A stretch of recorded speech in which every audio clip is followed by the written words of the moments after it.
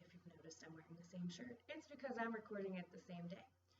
Um, I want to talk a little bit about why OCD people get so irritated with OCD jokes, or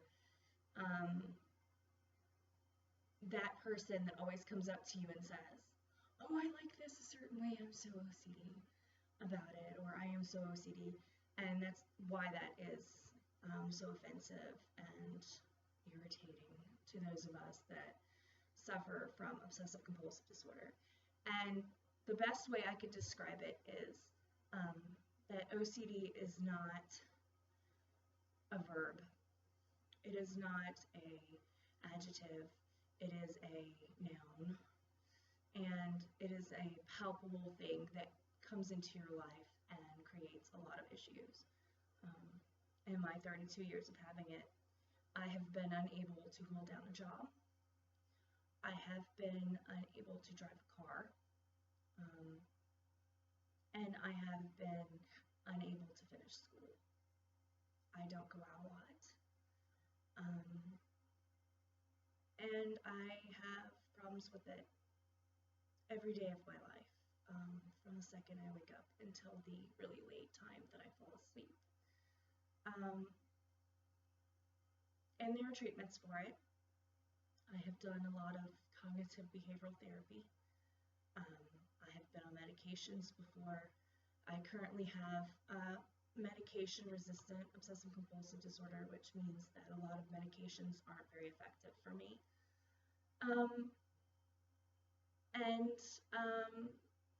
That's why I think when we see someone say something like that, or we see the obsessive-compulsive t-shirts about cats or cake or coffee or whatever they want to make fit the OCD letter abbreviation, why that's so offensive. Because we suffer. And for us, it's not something that we choose, obviously, and it's a real thing. So there's nothing like struggling to get out of bed in the morning and dealing a day that is going to be full of stress, and have a friend or somebody who doesn't mean to be ignorant, but is ignorant nonetheless. Minimize the things that you go through. And that's why we find it offensive, because it affects us on such a negative, real level. It's unbelievable. And we tend to be people pleasers, so it's not like we want to get in your face and say, "You're ignorant, and why would you say something like that? Don't you know what my life is like?" We don't want to do that because that's rude. But at the same time, it's almost like there is a thing in the world where other mental illnesses, I think, are looked at as more dangerous or more difficult to deal with. And although we've had a lot of publicity with shows like Monk and Girls, a lot of times the things we see seem humorous or less obtrusive or less severe, and they're done like that because OCD is such a complicated mental illness that I think it would be almost virtually impossible to really show. You know, how would you show the intrusive thoughts or the obsessions about something, or all the mental parts of it? And then, you know, how would you show that? So what they generally show is mostly the compulsions, and sometimes those can look really hilarious or odd. And so somehow our disorder has gotten to seem less deadly, which is not the case, because people do commit suicide from obsessive-compulsive disorder. Generally, there's depression that comes in there with it, but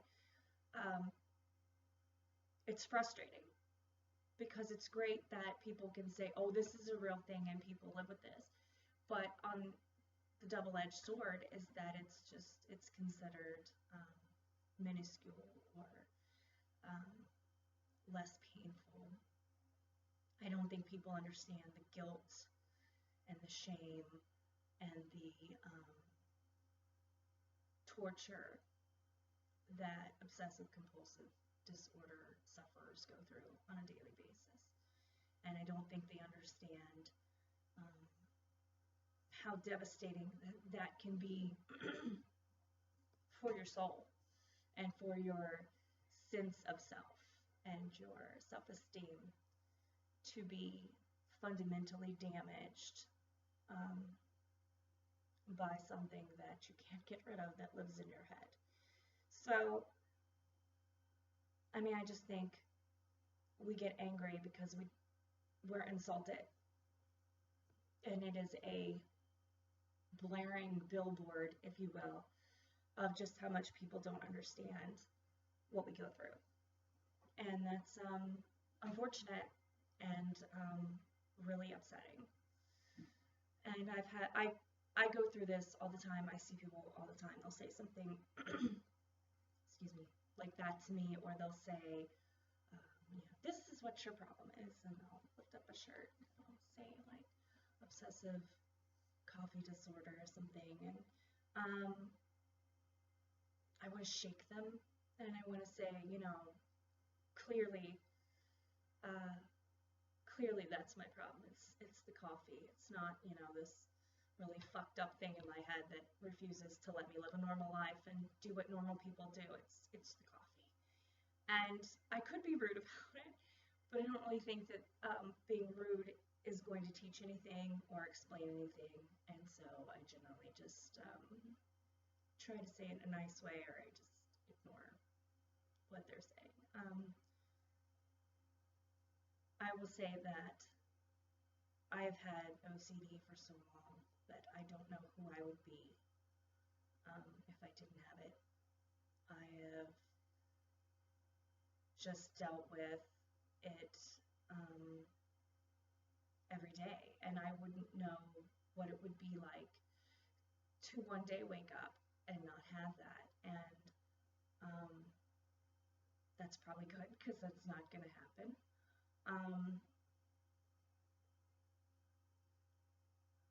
But I would say that I have overcome a lot of things. I have overcome being institutionalized when I was 10. I have overcome not being able to go into certain situations, and I've been able to do them. I have overcome fears and panic attacks in public, and I'm really proud of that, because that was a lot of hard work, and I still have a lot more to go. I honestly don't know if I'll ever never have work to do on it, but I think the reason we get so offended is because it hurts us on a really deep level, because no one understands what we go through like we do, and it's angering because people just don't get it, and it's just like a sign that people don't get it, and it's frustrating. So I would say that we don't find it funny because our lives aren't funny, and the things that we go through aren't funny, and the suffering we go through are not funny, and that's just the reality of the world that we live in. So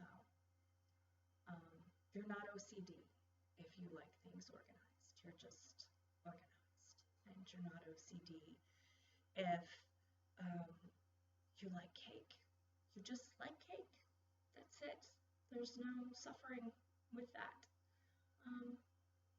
And we would, as a group of people, like if you would just say you're anal retentive and not obsessive compulsive.